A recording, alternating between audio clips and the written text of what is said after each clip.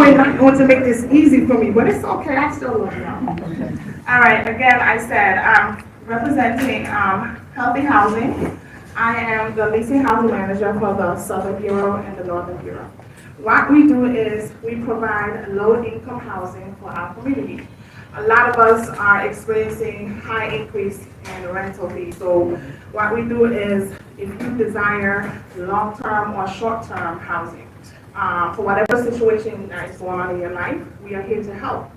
Our units are only $750, some are $800, and some range to $950. Those are strictly for families. So if you're a family and you need housing for you and your children, we can assist. We have an application which is no cost to you. You simply log on to healthyhousingfoundation.net and simply apply. You just gotta click the button. And you will only need 3 documents: a valid governmental ID. Meaning it cannot. If it is expired, please go to your DMV and obtain a valid governmental ID. The next item on the list is, I know you're all asking about how much money you have to make, right? I know traditionally some people may say, I want 3 times the rent amount, but we only ask for twice the monthly rent. So if the unit is $750, that's $1,500. If it's $950, that's $1,900, etc. And once you upload your pay stubs, we're also geared to W-2 employees and also those who receive SSI and SSDI. And if you also have an organization that you're working with that provides you with housing vouchers, we also deal with those as well. And the final requirement is to sign and date the background check. You know, we have to do a criminal and a rental history. Once all your I's are dotted and all your T's are crossed and everything has been cleared, once I look at your file, I can say yes to this applicant. The next thing on the list is to schedule a viewing. If you desire that unit and you say, hey, I like it, we can move you in as quickly as the same day, depending now on the time that you can review the unit, okay? And we also just ask for the first month's rent and a security deposit of $500. So if it's a specific unit you have, that's a total of $1,250 to move in. And I know how you can do that. What else is there? So, what else? Oh, yes.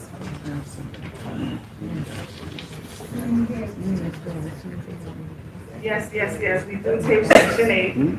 So sometimes there are organizations that just provide moving costs. So some organizations that say, I'll provide just a certain deposit of $500, and we take that too. If they say, oh, I'm just going to give them first month's rent, we take that too. If they want to provide the whole year, we take that too. So we do work hand in hand with case managers in the South Florida region, and we make it happen for those who are looking for, somewhere to put over their roof, over their head. We all need, should be able to obtain housing without so much hiccups. All right. They did provide me with some questions. The first question was whether the conversion is term, limited, or permanent, and any plans for homeownership. The conversion is permanent.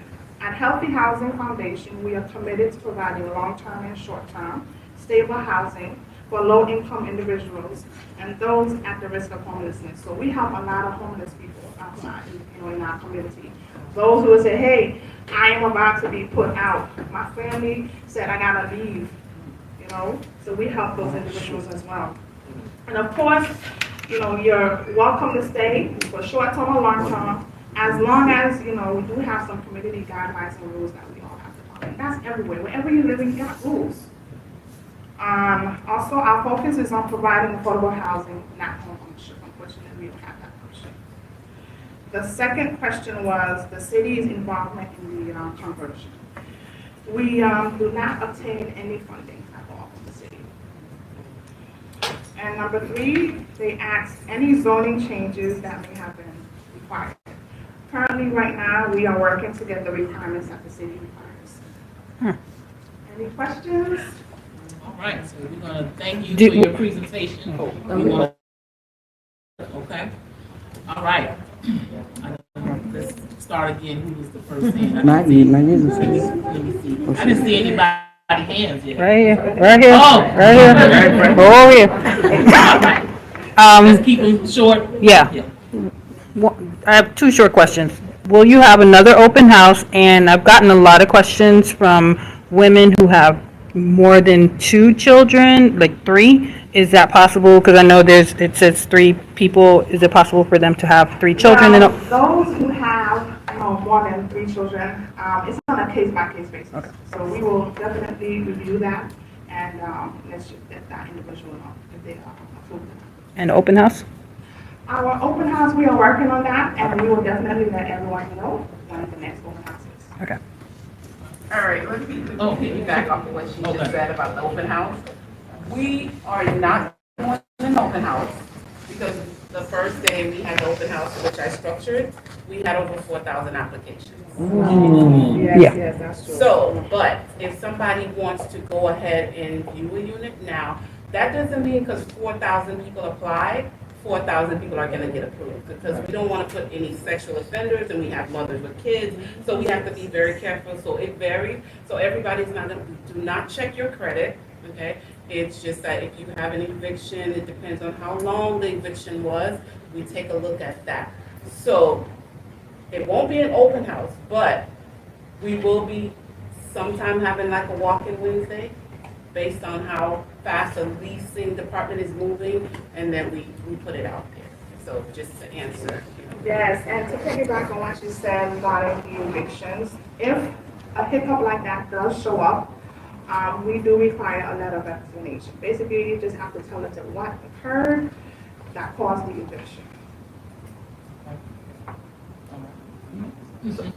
You did mention a background check, but I heard the other lady over there talking about sex offenders and things like that. Yes. How are you going about addressing that to approve an application for someone? How are you? If somebody has that, we just don't, they cannot. Okay. Yes, exactly. We do not, once the background check is conducted, if the application is approved, I'll let you know, yes, it's eligible. If it hasn't been approved, then I'll tell you, no, unfortunately, it was not approved. Do they pay for the background, or you guys do it for free? Right now, it's not, it's a no cost fee. It's free. It's free. Got her first. Okay, I'm interested in knowing about the hotel. What is it really providing besides 2 beds, a little refrigerator, maybe a microwave? Is it providing you 2 top cooking? No. What we have with our units only comprised of, like you said, of one single bed or 2 double beds. Okay, 2 beds. It could be a queen size bed, and depending on the size of the room, it could be 2 full size beds in there. And you have your own bathroom. Okay. And like I said, like you mentioned, we do have a microwave and a mini fridge. And and the units have like a desk, like a computer type desk with a chair and everything. And So it's basically the hotel set. So it's pretty much the hotel setting we're Exactly, keeping. yeah. So now we're not changing anything as of yet. So no It's pretty much the kitchen? same setting. no, there's no. So, well, I'm not up there, guys, I know I'm the regional, but I have to teach her because I travel for work. And Okay. she needs to be doing this, so she's kind of shy and not answering the questions the way she should, but same hotel setting as of right now. So it's Because, basically like what the setup. we around have- that. Hmm? Same setup. Same setup, we're not changing anything, we're not providing housekeeping. Letting you guys know that it's just pretty much, it's your space, you keep it clean. Yes, we do provide those security. Security is on the premises, and we do have cameras for your safety as well. Where's Broadway. location? Mr. Broadway, go ahead. Go ahead. Go ahead, Broadway. Can you answer, where's the location? Go ahead, Broadway. The Stadium Hotel is in Miami Gardens, near the Dolphin Stadium. County Line Road. Okay. Broadway, go ahead with your question. My question is, how we're gonna justify when we talk about a person's criminal record, when the president got 34 felonies. All right. So that shouldn't be in there. The president could have 34 felonies. How can we, you know what I'm saying? prejudge They not somebody in federal else? court, We like, get away what with they it, supposed to they do? should be able to do the same. Right. Valid question, we hear you Broadway, we hear you, federal level. Next, who had the next question? Who was, okay, right here, Greetings, everyone. My question is, when will the first people start moving in? I know you have over 4,000 applications, but when will they start moving in? Actually, I'm working now to get the permits and paperwork done as we speak right now. That's why I was texting back and forth. I'm working on that now, so as soon as the city give us the okay, but I want you guys to know, it might be a little bump on this road. It's not as easy as Fort Lauderdale, but we're working to get it done. What city are you waiting on? City of Miami Gardens, so we're submitting, paperwork that they need. Unfortunately, the headquarters for Healthy Housing is in California, so normally they would do everything online, but I'm here, so they want us to do it in person, so I have to go in. How many units? How many units? 217 units. Oh, that's not bad. 217. Okay, I see two hands over here, then we'll come over here. Right here. Good evening. Oh, okay. Danielle Boyer, first Vice President of United Teachers Today. Being an educator, there is a concern when the criminal act is being a pedophile or a sexual offender. It was mentioned about single mothers acquiring these units. We have state laws, besides other laws that state sexual offenders cannot even be near school zones, etc. So with these residences being near schools, obviously, we don't want any sexual offenders or pedophiles around children. So that would be a concern. I do understand what you're stating about how the fact we have a so-called president felonies. I thank you for that. We don't want no criminals around our. And I agree. I agree, Mr. Broadway. I I concur, Mr. Broadway. However, I want to say this. We have realized within these past times, a lot of times they call wrong right and right wrong. Right. And so we are the ones to stipulate what is wrong, because wrong is wrong and right is right. And I'm glad you clarified that, but if I was, I would think everyone would be concerned about something like that. So with that background check, I get it. I understand that. Yeah, necessary. Yeah, and it's not uncommon for apartment communities, to do recognized centers that is here with us on this evening. Okay, go ahead with your question. With the rise in teenage homelessness, Okay. would there be any applications for teenagers who are homeless? And how will that differentiate from an adult? No, 18 and older. 18 and older. Okay, 18 and up, okay.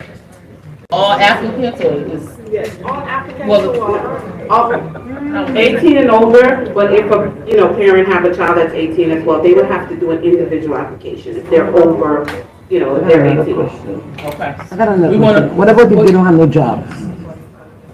Unfortunately, we won't be able to help them because they have to be working to show proof of income. What about Section 8 paying for them? Well, if Section 8 is paying for them, that's something different, but you're saying if they don't have any income. And also with Section 8, I know I have this issue as well in Fort Lauderdale where they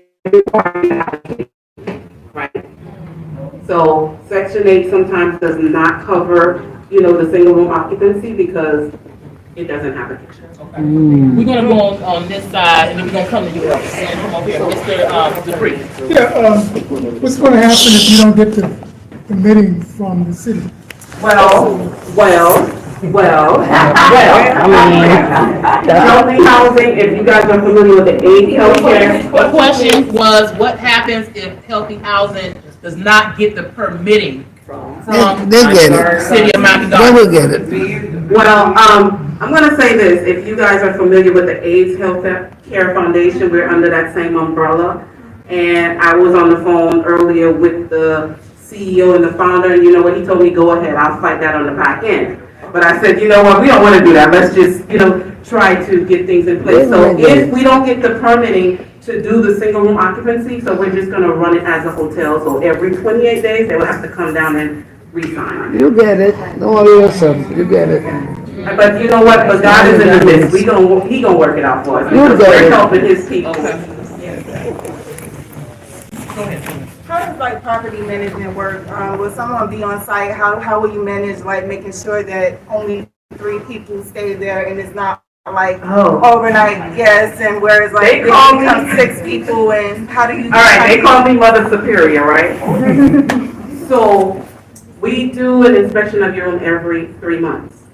And also the cameras work. And do we watch the cameras? Yes. We have a command center that watch the cameras. So if every night I see 5 people going into a room and only 1 person is on that application, then we have a problem. So this is where we bring that person down to the office. We have a property manager and we have a front desk staff. So we bring that person down to the office and we say, listen, for the past month, I see that you had X, Y, and Z coming into your room. What's going on? How many people actually is occupying this room? So now we give them, a notice. And if it happens again, we give them a 30-day notice to vacate. And if they don't leave within that 30 days, it's going to proceed with eviction. How was the decision made to use the Stadium Hotel? Like, what was the reason why Stadium Hotel and Miami Gardens was selected? Was there Well, any the criteria? hotel was up for sale, and we have 17 buildings in LA, in downtown LA. We have currently 2 in Fort Lauderdale, and so it was up, so we decided to go for it. Oh, because downtown Miami didn't work, right? Well, we didn't never look into one in downtown Miami. Oh, okay. Yeah, we were looking into one in Fort Lauderdale, but when we did the inspection, it didn't pass the inspection, and then that one came up, and we went for that one. Elvis, go ahead. Thank you for coming. A few questions. You said you had about 4,000 applications. I wanted to know what percentage of them were older adults, meaning seniors, who are seeking housing based on the fixed income, and 2, what levels of background check would you be conducting? Because as you know, seniors are the most vulnerable population to ensure their safety, and the ADA requirements would be fully followed by that elevator. Okay, And stuff like that. Okay, for the Stadium Hotel, we do have rooms that are ADA compliant. Okay, we do have those rooms which I already sectioned out those rooms for older individuals. Okay, How now many rooms for the order? we have 20 ADA compliant right now, 20 of them. And now the ones that are on a fixed income for Social Security. Now, what I know I've encountered in the past is they get $900 and that's $30, right? They don't qualify. Now, what happens is, sometimes there's another agency that jumps in and say, I'll pay the balance, for them for the rest of the year, or however they pay it for them. But, or, they have some type of help, like United Way, United Mission has been great. We have been working together for the past 3 years. And what they do is if that person don't meet that requirement, they pay the rest of the person for them. So that's another question. Now, as far as them being safe, for the elderly, we have security at the location. The levels of background check they are. So the background check. Remember, there are different levels to make sure. So everybody across the board, we do the same background check. Not level 1, 2. No, everybody gets the same background check. So how would you determine the safety? So how would we, now, if they're older, what we do is, let's say my grandmother's coming and she's 80 years old. Now, I know that 80 years old, she's gonna need some type of assistance. This is where we ask the question, does she have a nurse? Is somebody coming to attend her? Because we don't want, if she falls in the room, then nobody knows. Remember, this is conventional housing, so once they're in, they're in. We're not responsible for anything. But in that case, like with me, I'm familiar with the people. If I don't see them, I'll be like, well, I didn't see Mr. Jackson for the whole day. What's going on? A couple days now. Let's go check. Okay, there has been issues where we found somebody in the room dead. You get what I'm saying? So this is why when they're elderly, we try to check up on them, or if we don't see them, we still check up on them as well. So we have to make sure we know if they have an HHA, I think that comes and see them. So we become familiar with them, so when we don't see them, this is when we, hey, can I get your number? You know, I can call you in case Mr. Jackson, something happens to him. We make sure we get an emergency contact as well. If something is going on with them, we call their emergency contact and let them know. And maintenance will be on site. So we have maintenance. So if they have a maintenance request, what they would do is they would sometimes go into the portal. If they're computer savvy, they can go into the portal and put in the request. If not, they would let the front desk staff know, and they will put it in, and then maintenance will come and take care of it. We got two questions back here, Ms. Cunningham. Yes, please. I just like to know how do we get that out here. So I would just like to know. With that, we didn't speak to anybody. They didn't speak to anybody.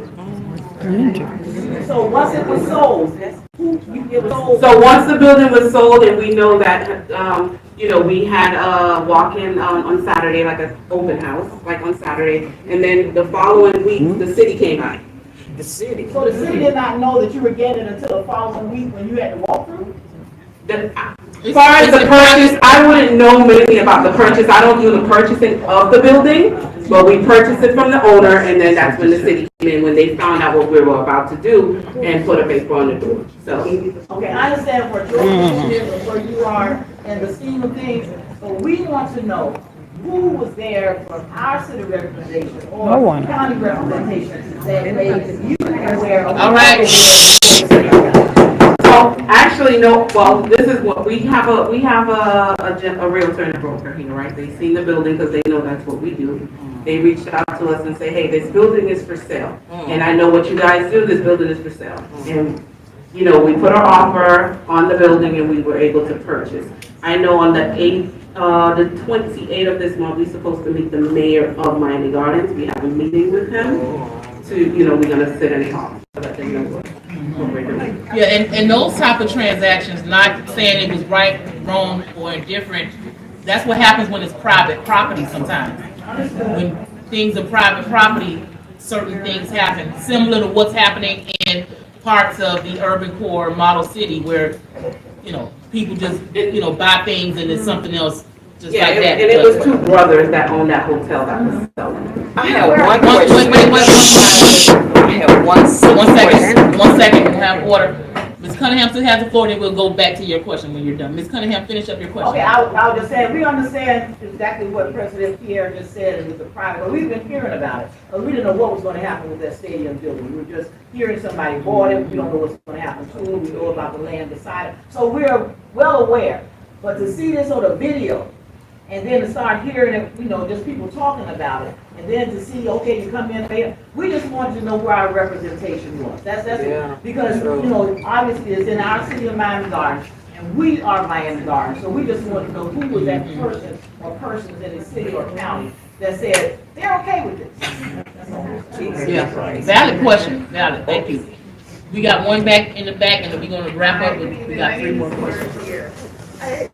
My concern actually is because it's a hotel setting and you're bringing in children and certain demographic of individuals, are you having fire safety, fire drills for these individuals? And that it was a hotel and is now going to be a home? That's my concern. Well, you know, even with the hotel, they have an execution plan for in case of anything. We have it, it's all around the building, you know, for, you know, safety of the individual, we have it all around the building. And this is not something that the Healthy Housing Foundation is currently starting. Like I said, we have 17 buildings in LA, we have 2 in Fort Lauderdale, and we have mothers that have about 5 kids that live, you know, there. So, and we, you know, myself, I won't say, you know, myself, I create activities like, you know, paint night, and we also have prayer, and we also do certain things to make them feel like, hey, this is home as well. Even though you're in a room, you have a family, you know, outside of your biological family. So, but there is safety, you know, all around the building that's put in place. So they can. Okay, let's go here, and then we'll go here. Okay. Oh, Ms. Pettit, My okay. question. Go ahead, Ms. Pettit. My concern is something that I have been hearing in the community. First of all, like I said, we're just finding out about this. We see a video, and now we just find out about it. But you just mentioned you already have 4,000 applications. Where did those applications come from? Is a lot of us just hearing about it now in this setting. Well, that's number one. Number two, what's gonna prevent 6 months or a year later when it's time to renew your lease and because they're on fixed income? Now those people have to find some place to stay. So what's gonna prevent, helping housing from selling? So that's a prime piece of real estate. So what's gonna prevent them from selling it later to some investors? Well, we're in the business of providing housing, so we would never do that. Lease, they're not tied up to a year lease, it's month to month. Okay. So if they're there 1 month and they say, you know what, I don't wanna be there anymore, all right, it was nice having you here. But we're not just gonna sell the building while people is, dependent on us and then we just sell the building. We don't do that.